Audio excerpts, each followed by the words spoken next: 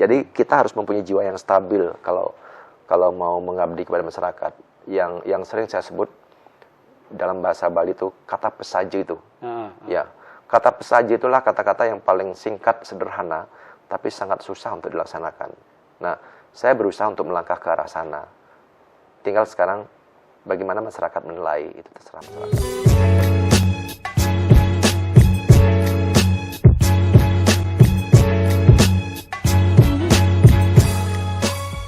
Sekarang kita beranjak sedikit dari sampah ke BBIB. Nah, bangga buatan Indonesia Bali. Apa yang dilakukan Kelungkung? Pertama, ini produk Bali loh, kan? Ini produk Bali. Kemudian yang kedua, saya juga mengeluarkan beberapa regulasi terkait dengan kepada pasar-pasar modern agar mereka semua menyiapkan gondola tentang produk-produk UMKM lokal. Dan kalau Pak Nyoman lihat di beberapa swalayan itu semua produk UMKM, beras lokal tadi semua ada, garam beriodium yang kita sudah cetak menjadi garam siap masuk ke pasar modern juga disiapkan. Nah, cuma sekarang kan tidak cukup hanya saya bicara tentang BBI kan, bangga buatan Indonesia. Bangga buatan Indonesia itu pertama kita harus mau memasarkan, mau memakai kan, nggak memasarkan aja, pakai enggak kan. Jadi kita mau memasarkan aja, tapi makainya kita pakai produk orang lain kan. Nah, maka dari itu dalam situasi COVID-19 seperti ini sangat tepat ya gerakan BBI ini ya agar UMKM kita ini bisa berkembang lebih maksimal. Ya termasuk sampah tadi kan kita sering terima kompos kan dari luar maksudnya kan. Banyak kan. Kompos ini bisa kita buat di sini kok. Hal yang sederhana tetapi sering membuat kita keblinger karena kita tidak serius, tidak fokus untuk membuat kompos ini gitu. Produk apa aja kira-kira Pak yang sudah kita yang sudah menjadi andalan dari Kelungkung untuk produk kerajinan misalnya? Kalau kita di Kelungkung kan terkenal dengan endeknya, Pak. Jadi ya kita semua orang pasti tahu lah punya pasar seni Kelungkung ya. Ini pasar itu walaupun masih jelek begitu ya, tapi artis-artis datang ke sini, pejabat-pejabat datang ke sini gitu. Saya berapa kali mendampingi dan melihat kan ya pejabat-pejabat dan artis datang ke sini karena memang produk-produknya itu sudah terkenal sampai kemana-mana. Ada kain songket, kain endek kan, kain cepuk, kain terang-terang itu kan terkenal. Cuman teknologi sekarang ya begitu banyaknya orang melakukan plagiat kan, meniru, ya amati tiru modifikasi sehingga produk-produk kita ini kadang-kadang tidak bisa bersaing karena datangnya produk-produk luar yang masuk. Nah, ini perlunya kita sebagai orang Bali, sebagai orang lokal, apapun ya jangan kita goyah. Ya, dibandingkan kita membunuh warga kita, ya kemudian kita beli barang-barang tiruan seperti itu, maka UMKM kita tidak akan berkembang. Nah, UMKM juga begitu. Bagaimana caranya ikut melakukan inovasi secara terus-menerus agar produknya bisa diterima oleh masyarakat gitu. Itu terkait kemarin dengan garam itu saya sempat lihat itu Pak, ada tempat itu yang di Sambo itu. Seperti apa itu perkembangannya sekarang itu? Di awal saya menjabat itu sekitar 3 tahun saya proses garam Kusambo itu yang disebut dengan Uyah Kusambo itu kan. Jadi kan saya lihat memang banyak orang-orang Jepang beli garam itu untuk spa. Tapi berapa banyak sih mereka belikan itu? Sedangkan produksinya cukup banyak kan. Saya lupa datanya tadi. Jadi pembeli produksinya cukup banyak. Sehingga harga barang itu garamnya cenderung turun. Nah, sehingga saya mempunyai inisiatif bersama tim untuk merubah garam ini menjadi garam beriodium. Cuman kurangnya garam Kusambo ini kan kandungan iodiumnya yang sedikit itu kan. Sehingga kemarin dari data sempat saya dapatkan data di Kusambo itu kan pusat garam. Tapi orang Gondok justru banyak di sana. Karena mereka mengkonsumsi garam Kusambo ini tanpa diisi iodium. Jadi orang konsumsi yang dibutuhkan dalam mengkonsumsi garam beriodium itu kan iodiumnya, kan. Nah, sehingga kita inovasikan garam itu menjadi garam beriodium itu lengkap dengan SNI, izin POM, kemudian apalagi satu tuh IGI, indikasi geografis. Nah, sehingga garam itu sudah bisa masuk ke pasar modern. Cuman ini lagi yang memproduksi koperasi lab di sana itu perlu promosi. Perlu kebanggaan warga lokal ini ditumbuhkan. Ini garam lokal kita, yuk pakai gitu kan. Masalahnya kan sekarang ya ada garam gitu kan. Lagi murah, lagi sedikit, kita pindah ke garam itu. Padahal garam itu saya lihat kotor kan. Kalau garam beriodom Kusambon ini sangat bersih. Sangat bersih dan taste-nya juga sangat berbeda gitu. Gitu. Hasil produksi sudah sampai keluar, Pak? Sudah ekspor? Kalau untuk garam beriodomnya belum, Pak. Belum. Kita kemarin hanya sampai ya beberapa teman-teman. Cuma ini saya perlukan teman-teman yang di koperasi ini harus lebih pintar dia melakukan promosi. Jadi kita sudah mampu mengawal sampai produksi. Ya itu pemerintah daerah kemarin alat-alat sudah dibantu. Sebenarnya sekarang mereka tinggal melakukan promosi saja gitu. Nah, jadi kembali lagi saya tekankan ya kepada teman-teman UMKM. Jadi sudah dibantu produksi, sekarang promosinya harus dilakukan ya.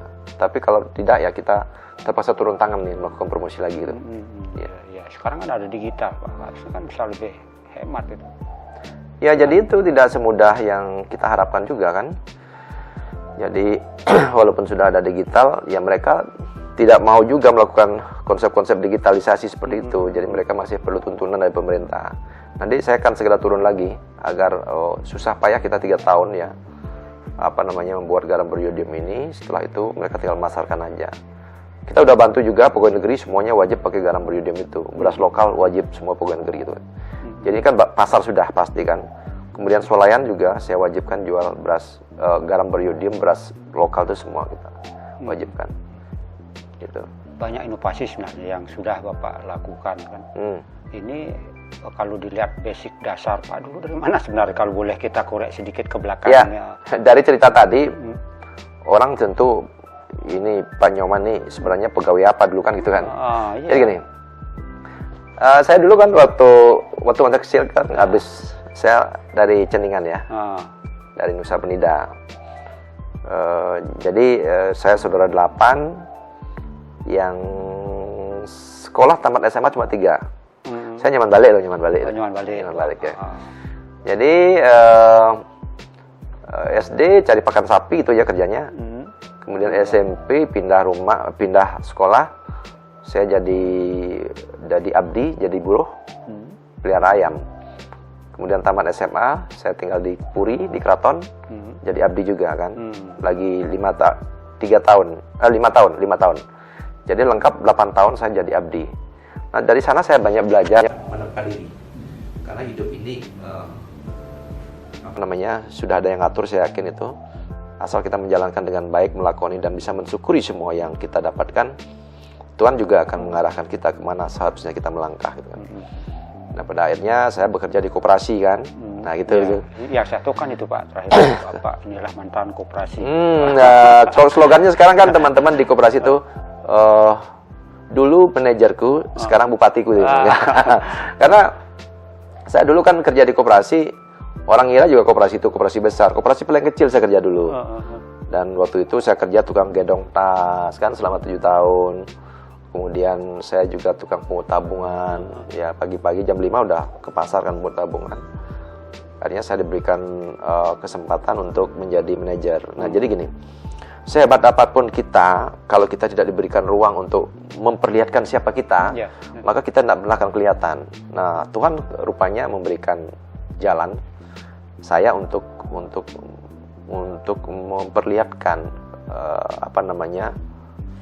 saya bisa mengeksplor diri. Nah, pada saat menjadi manajer itulah saya buktikan. Jadi koperasi itu bisa berkembang 2 kali lipat, 3 kali lipat dan seterusnya. Dan mampu selama 27 tahun saya di sana itu berbagai unit usaha yang saya ceritakan tadi itu kan, tentang lokal-lokal tadi itu, ada supermarket, ada radio, ada waterboom, simpan pinjam dan grosir, kemudian konveksi itu. Nah saya bisa kembangkan seperti itu, dan itu semua milik masyarakat, bukan milik saya. Sehingga kemarin waktu saya maju jadi bupati itu sempat menjadi apa namanya berkampanye lah bahwa saya akan menggunakan uang koperasi untuk nah jadi rupanya mereka belum tahu apa itu koperasi kan. Nah dari sanalah saya banyak belajar ya untuk membina masyarakat. Dan saya tuh kan tidak sampai sekarang nggak punya usaha. Loh, usaha apa, Pak? Saya tidak punya. Banyak orang berpikir ya. Saya sampai sekarang nggak punya usaha ya, dan saya memang tidak hobi bikin usaha sendiri. Saya hanya hobinya bikin usaha bersama. Sehingga sampai misi saya yang saya tulis di atas itu kan konsepnya ekonomi kerakyatan juga, kemitraan dan kerakyatan. Kenapa saya lakukan itu? Karena kalau kita bisa membuat konsep ekonomi kerakyatan, maka hidup bersama itu seperti lagunya Gema Santi itu, gerakan masyarakat santun dan inovatif, bergandengan tangan, saling tersenyum, kan itu. Berarti kepuasan batin. Ya, di sana. Banyak orang yang nanyakan saya pada saat saya jadi bupati, Pak Nyoman enak loh, udah punya usaha, punya jadi bupati lagi gitu. Saya ketawa tuh. Wah, saya dibilang punya. Artinya apa? Saya mampu membranding koperasi itu seolah-olah punya saya, kan? Termasuk Kelungkung juga begitu. Saya fanatik sekali loh dengan Kelungkung. Makanya saya pakai kalau baju kaos itu seringnya isi tulisan Gema Santi, Pemda Kelungkung gitu. Saya bilang baju saya semua bermerek, itu mereknya apa? Merek Pemda Kelungkung kan. Gitu. Itu bagian daripada kita untuk membranding daerah kita, mencintai daerah kita. Jangan bicara kita mencintai daerah kita, tapi semua produk kita nggak pakai. Ya, tentang berita apa kita nggak mau tahu. Makanya saya selama 7 tahun jadi bupati, saya tetap stabil. Walaupun orang mengatakan, Pak Nyoman senang pencitraan. Hidup ini memang perlu pencitraan. Ya, kalau orang nggak perlu pencitraan, mungkin orangnya nggak waras itu, kan? Makanya konsep pencitraannya aja macam-macam kan. Nah, lewat apa bicara ini nanti kan kelihatan di YouTube. Ini bagian dari pencitraan juga kan. Kan semua hidup ini perlu pencitraan.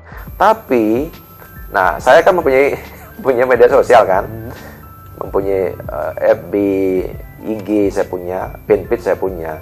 Nah itu temennya lumayan loh itu, sampai 53.000. Kan ini lumayan kan, ya untuk pencitraan gitu. Hidup ini saya bilang kalau kita nggak berbuat, nah orang-orang lain yang ingin menjelekkan orang, kritik ini, kritik itu semua bagian dari pencitraan mereka juga sebenarnya. Tapi mereka mampu kan. Jadi saya tekankan sekali lagi, hidup ini perlu pencitraan loh. Jangan bilang tidak, ada munafik gitu. Ya, kalau nggak perlu pencitraan, misalnya kita mau promosikan diri, saya mau jadi pejabat, maka mereka itu harus memperlihatkan di depan saya, mereka mampu berbuat apa, kan? Nah di Kelungkung juga, ya dengan slogan Gema Santi ini, karena saya sering hadir di masyarakat, Astonggara sampai sekarang di Kelungkung ini situasi terlalu adem kan, sehingga kemarin tahun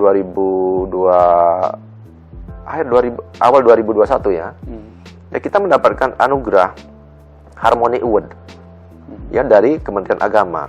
Satu-satunya di Bali kita dapatkan itu, dan satu-satunya di Indonesia yang mampu mengawinkan antara FKOB dan pemerintah daerah itu Piala Harmony Award itu cuma Kelungkung di seluruh Indonesia loh. Artinya apa? Kelungkung ya Astonggara berkat kerjasama kita semuanya, kerjasama lintas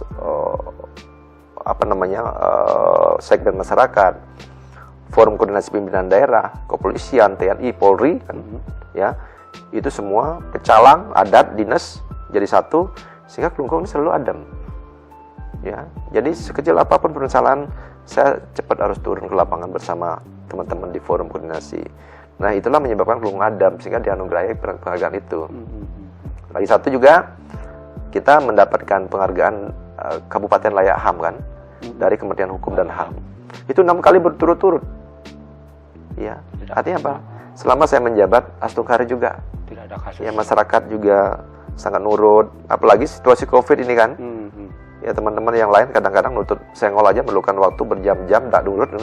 Tapi kalau kita di Kelungkung, Bapak Ibu semua tolong ya, besok senggolnya tutup jam 9. Tutup jam 9, nggak ada nawar-nawar lagi. Itu syukurnya saya di Kelungkung. Ya, yang kemarin yang mau demo di sini kan ada itu kemarin. Yang terakhir itu Pak. Tentang ada seseorang yang itu itu juga kan Adam. Jadi mereka mau demo-demo ke Denpasar. Jadi intinya gini, saya selalu hadir di tengah-tengah masyarakat. Mungkin orang mengatakan ini bagian pencitraan, terserahlah tuh kan. Tapi saya mampu lakukan ini selama 7 tahun tanpa putus. Dan itu pun sebelum saya jadi bupati, saya lakukan itu dari tahun 2012 waktu masih kerja di koperasi. Coba lihat video-video saya semua ada tuh. Yang entah disebut pencitraan, yang jelas dari tahun 2012 saya sudah biasa gitu. Istilahnya nge-branding diri gitu kan, nge-branding diri. Ya gitu. Nah, jadi yang jelas Kelungkung ya sampai sekarang tetap dalam keadaan damai. Termasuk sampah juga saya bilang tadi kan, biasanya kita mau buat tempat sampah di mana sosialisasi, masyarakat bilang, "Pak, saya setuju Pak dengan teknologinya, bagus sekali. Tapi tolong Pak, jangan di tempat saya," gitu biasanya. Nah, yang terakhir ini yang bikin kita stres kan. Nah, sekarang di Kelungkung kemarin saya sosialisasi, walaupun ada di beberapa desa yang belum mengerti, ya ke tempat di TOS kemarin itu bisa. Tapi kan kita harus membuktikan apa yang kita omongkan. Kan Satya Wacana harus kan. Ya. Harus seperti itu. Iya, begitu. Nah, kalau ini masalah hati sekarang, masalah hati antara jadi bupati dengan jadi ketua koperasi dulu. Nah, gimana ini? Begini, saya semua sih saya cintai itu, karena hidup ini kan berproses ya.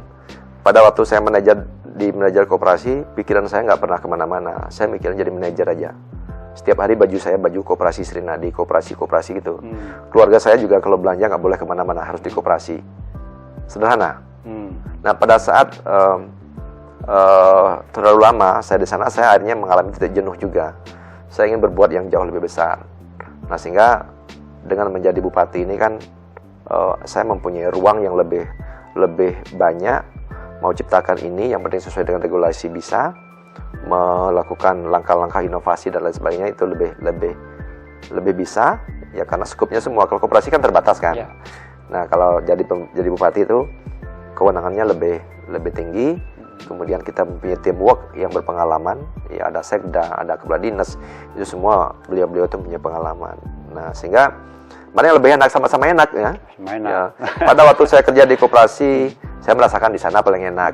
Setelah menjadi bupati, saya merasakan enaknya di sini adalah saya bisa jalan kemana-mana. Bahkan nih teman-teman di Kabag Humas saya nih, ya yang sebelumnya 3 kali ganti Kabag Humas, selalu setiap pagi ya saya bilang, "Bapak mau kemana besok?" Nggak ada dong. Tapi paginya sudah baca WA saya, kita ke anu. Nggak pernah saya diam gitu.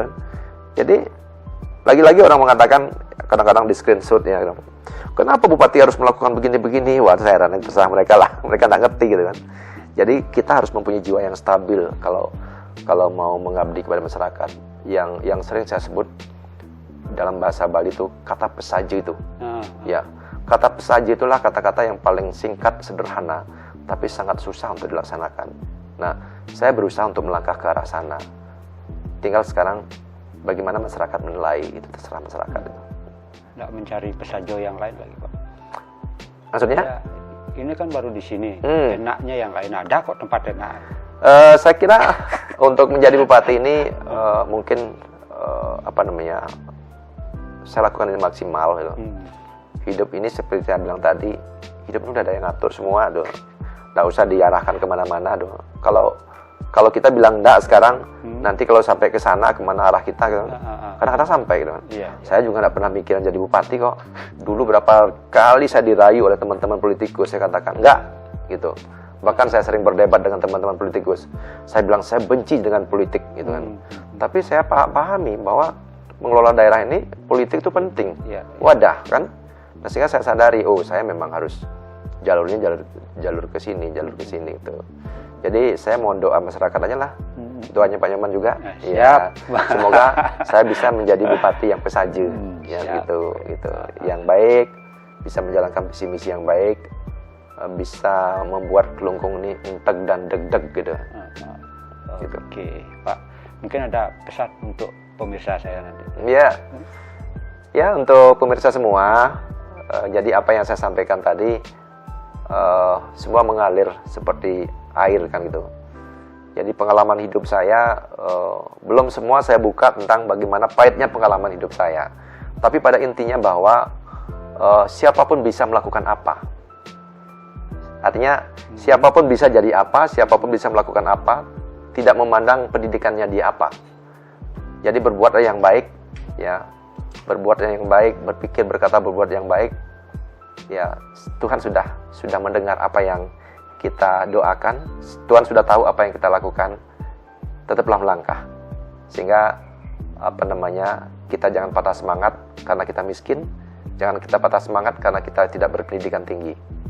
Ya, jadi sekali lagi jadilah diri kita sendiri, gitu.